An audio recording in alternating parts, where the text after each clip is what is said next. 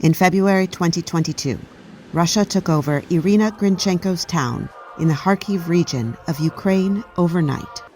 We woke up and Russia was in charge, she says. Battles continued and Russian authorities told parents that children could be evacuated to faraway camps where they would play in the sun and study. At first, I thought, my children haven't seen the sea in a long time. I wanted them to have a rest from the war and make new friends.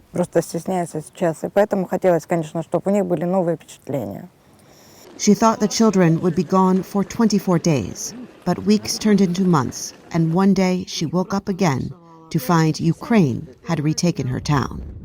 The de facto border had moved, and now she was effectively in a different country than her daughters. Our relatives in Poland were negative, saying, if you don't get them back immediately, you may not get them back. They were afraid the children would not be able to return to Ukraine.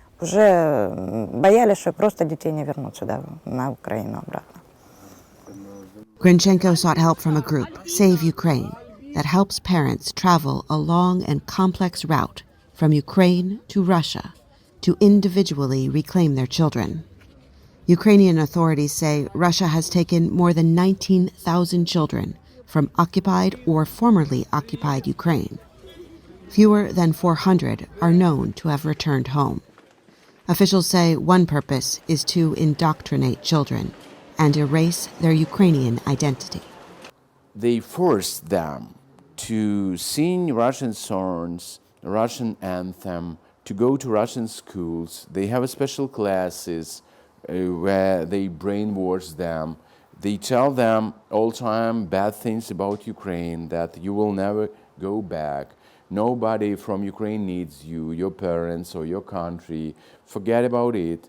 We can give you Russian citizenship and you will be happy here.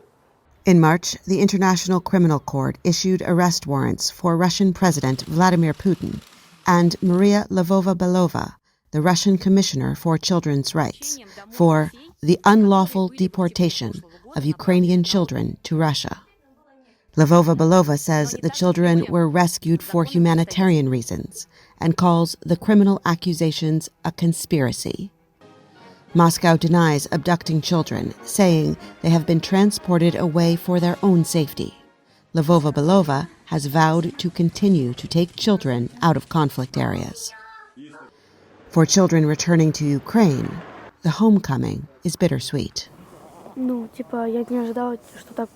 I didn't expect this destruction. In late April, the Council of Europe published a draft resolution calling for action against the forced displacements of Ukrainian children to Russia, including orphans, children with disabilities, children accompanied by parents, and children taken for holidays from which they have never returned.